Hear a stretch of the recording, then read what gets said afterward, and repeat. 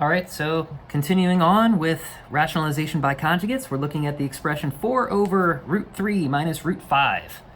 So we have differences of roots here in the denominator. So we need to use rationalization by conjugates. Same method that we used in the previous two videos. How does this work? We have 4 over root 3 minus root 5. And we want to multiply by the conjugate, i.e. the plus version of what we see here. And we want to do that top and bottom. So we have root 3 plus root 5 over root 3 plus root 5. Same thing. Put parentheses around this so it's clear that we're multiplying. And we want to multiply straight across the top and straight across the bottom because that's how fraction multiplication works. So this gives us 4 root 3 plus root 5 up here in the numerator. And then in the denominator, what we have is an instance of difference of squares. So here, since I have a minus and a plus, and the thing in the first position is the same, and the thing in the second position is the same, it's going to end up being this times this minus this times this.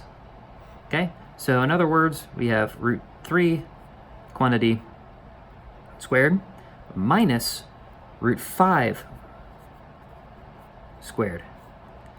And now these guys will cancel out. Like, you'll be able to cancel the radical with the square, and you'll be able to cancel this radical with the square. So doing that, I'm just going to leave the top alone for now. And cancel out the square root in the square. So I have 3 minus 5.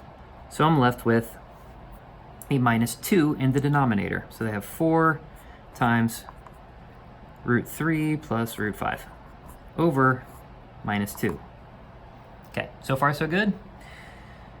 All right, so now I have a 4 in the numerator and I have a 2 in the denominator. And I have a minus 1 times this 2. So I can cancel out this 2 with this 4, leaving me with just 1 2 in the numerator.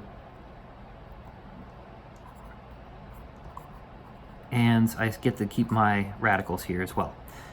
And this is all over minus 1, because I cancel out the 2 and all that's left is the minus 1. Okay? And now what I can do is I realize, just like in the last example, I have a minus 1 in the denominator, and using basic properties with negative numbers and fractions, this is the same thing as minus 1 times everything up top. Or another way of writing it would just be minus 2 times square root of 3 plus square root of 5. Okay? If you wanted to do one more step, you can take this guy and multiply it throughout this entire quantity. You could stop here. I like this because this looks pretty neat and simplified and factored.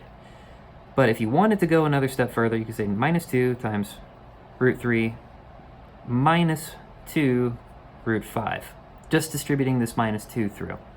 That's also an optional way of doing this. But either way, it's perfectly legit, perfectly valid, and we did what we wanted to do.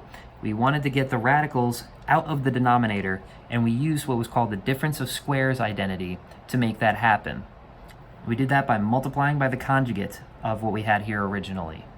Simplifying, we got down to here. And that's how we would do something of this form. If you found it helpful, please smash that like button, and I'll see you on Project Greater Ed, where we talk about more examples.